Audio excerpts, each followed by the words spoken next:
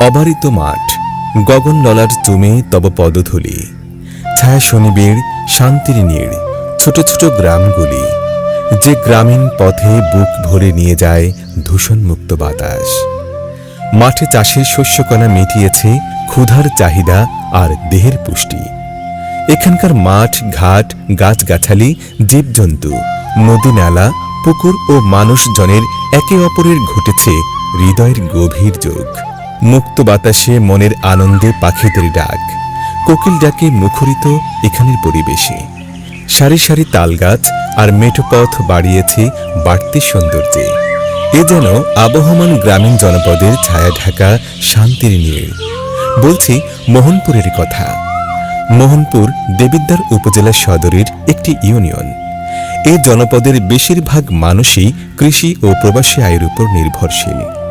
এখানকার মূল অর্থনীতির চাকা ঘুরছে দিঘিরপাড় বাজারকে কেন্দ্র করে। একসময়ের আদি বাজার হিসেবেও বেশ পরিচিত দিঘিরপাড় বাজার। চাষিরা তাদের পণ্য বেচা বিক্রি করে এ বাজারে। প্রতি সোমবারে বসে এই হাট। ওই দিন ক্ষুদ্র ও মাঝারি ব্যবসায়ীদের পসরা বসায় এই বাজারে। এই অঞ্চলের সবচেয়ে বড় গরুর হাট বসে এই বাজারে।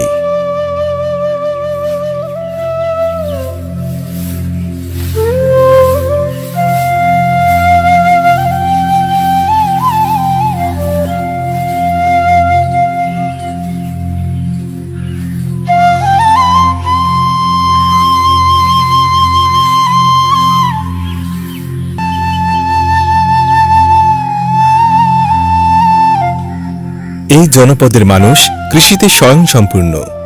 মাঠ জুড়ে পাকা ধানের সোনালী রূপ সৃষ্টি করে হৃদয়ে ভোলানো আবহের। গ্রামের আনাচে কানাচে সৌন্দর্যের পসরা সাজিয়ে আছে মোহনপুরের প্রকৃতি। দেবিদ্বার উপজেলার দক্ষিণ পূর্বাংশে মোহনপুর ইউনিয়নের অবস্থান।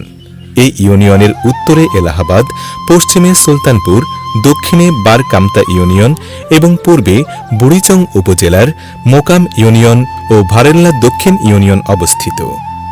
সদর উপজেলা থেকে প্রায় 10 কিলোমিটার দূরত্বের এই জনপদের 15 কিলোমিটার কাঁচা সড়ক এবং 16 কিলোমিটার রয়েছে পাকা সড়ক।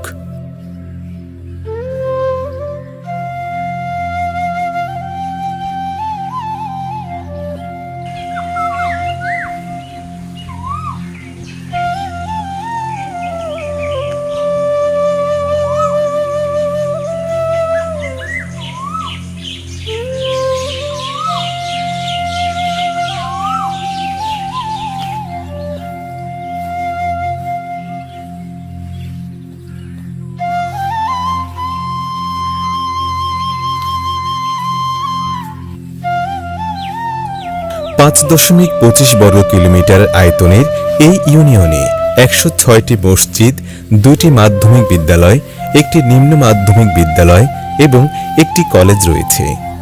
প্রায় 20,000 লোকের স্বাস্থ্য সেবা রয়েছে একটি স্বাস্থ্যকেন্দ্র। এখানে রয়েছে 25টি ঈদগাহ।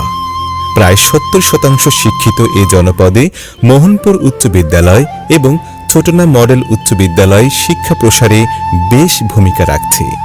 বীর মুক্তিযোদ্ধা আজগর হোসেন এলাকার মানুষকে লেখাপড়ার প্রতি উদ্বুদ্ধ করেন। পরবর্তীতে বীরেন্দ্রবাবু, আবুল বাড়ি সহ আরও অনেকে এই ইউনিয়নে শিক্ষা বিস্তারে অবদান রাখেন।